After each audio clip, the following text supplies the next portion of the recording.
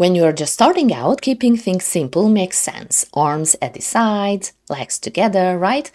The only problem, this safe pose kills your character's dynamism. And if you want to tell a story through your characters, that's a big cost. So let's fix that and finally put those limbs into action.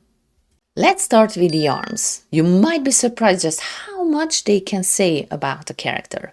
So think about how you use your arms in real life. In most cases, you are not just keeping them rigidly at your sides, even when they have nothing to do.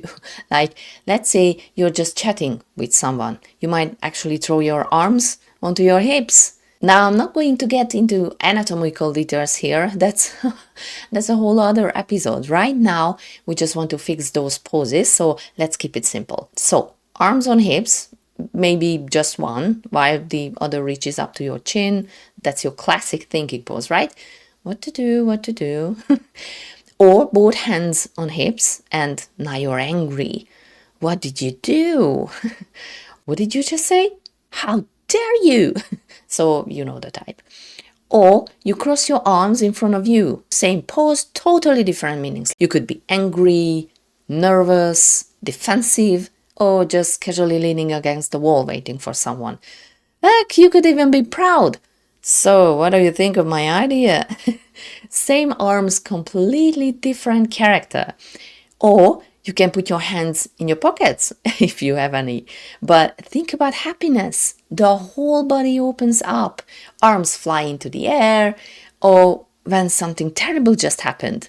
Hands on your head. Oh no. So arms can tell emotions. Arms away from the body instantly creates energy.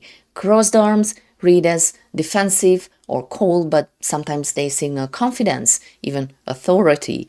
Wide open arms, pure excitement. One hand on the hip, attitude. Just the arm position alone can tell the viewer who this character is and what they are feeling. So that's arms covered, but what about legs? Legs are probably the most overlooked part of a pose, and yet they play a huge role, and they work together with the arms, so let's go back and complete those drawings. Let's take the first one. You're chatting, you're relaxed, so legs loosely crossed. It can suggest a little aloofness too, but that really comes through best when you pair it with crossed arms, see? Just add crossed legs to our crossed arms character and see how closed off they feel now. But give that same character a wide stance and suddenly they're grounded, stable, powerful. Amazing what a left position can do, right? You might notice the clothes look a little stiff. The shirts, the trousers, all a bit cardboardy. That's on my to-do list, I promise. But for now, just ignore my sad little wrinkles and let's focus on the poses. And take our hands in pockets character now. Add crossed legs and it reads as relaxed. Even though the legs are crossed, the hands in the pockets take the edge off, so the character feels confident and at ease rather than closed or withdrawn. Well, this isn't even really about drawing anymore. It's about character representation. We've quietly wandered into the deeper side of character design, and I think that's pretty cool. But let's check in on our happy character. Give them a wide stance and suddenly it reads completely different again. And what about our horrified character? I've got a good one for him. Knees turn inward, instantly miserable. So what can legs tell us? They give your character weight and attitude.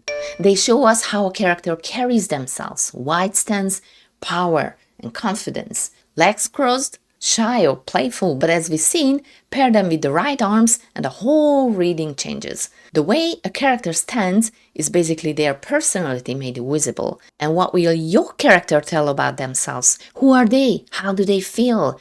Now what I want you to do is take one of your old safe characters and redesign it just the limb positions, not the whole thing, just the limbs, and see what happens. What happens when you put those arms and legs into action? Because every pose needs a purpose, waiting, reacting, thinking, moving. And if you have some poses to share, then drop them in the AnillArtComics Sketch and Grow Club. The links is down below. I always love to see what you come up with. But there's one more trick. What if you deliberately mismatched all of these? Big body, tiny legs, huge arms on a stick figure. It sounds wrong, but that's exactly what makes a character unforgettable, more cartoony, more you. That's the next video. Wrong has never looked so right. See you there.